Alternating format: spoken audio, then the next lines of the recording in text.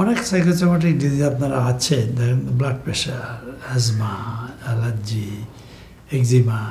এই অসুখগুলো কিন্তু অধিকাংশ এই কন্ট্রোল করে যখন তার এইগুলো আপনি বোঝাতে পারেন বা তার বিভিন্ন রকম প্রক্রিয়ার মাধ্যমে, মেডিটেশনের মাধ্যমে তাকে বোঝাতে পারলে এইগুলো ভালো হয়ে যায়। এমনি ওষুধ দিয়ে সারা জীবন চলে, এতে একদম ভালো হয় না।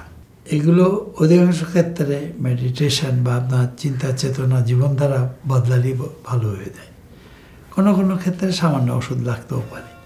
তবে এই যে প্রবলেম সাইকোসোমাটিক ডিজিজগুলো, এগুলো বর্তমানে বেশি হচ্ছে, দেখা দিচ্ছে, কারণ স্ট্রেস ডিসঅর্ডার প্রবলেম বর্তমান দুনিয়ায় সাংঘাতিক বেড়ে গেছে।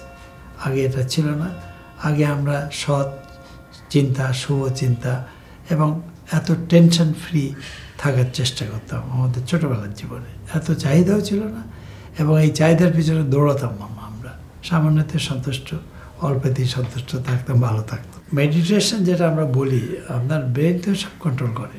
আপনারা এই ব্রেনটাকে যদি সুস্থ রাখতে পারেন তাহলে সবই সুস্থ থাকে। এই ব্রেনটা সুস্থ রাখতে গেলে তার মেডিটেশন দরকার।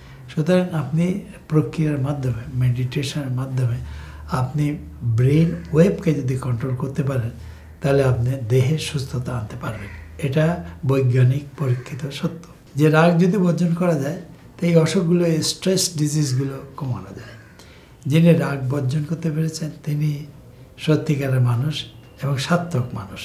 রাজ্য জয় করা কঠিন, কিন্তু রাগ জয় করা আরও কঠিন। সুস্থ দেহ, সুস্থ মন এবং কর্মব্যস্ত জীবন, এটা সব মানুষের কাম্য। কেউ এটা অর্জন করতে পারে, কেউ পারে না। যে অর্জন করতে পারে সেই সফল এবং সেই সার্থক। এইটা আমাদের সবার চেষ্টা করতে হবে।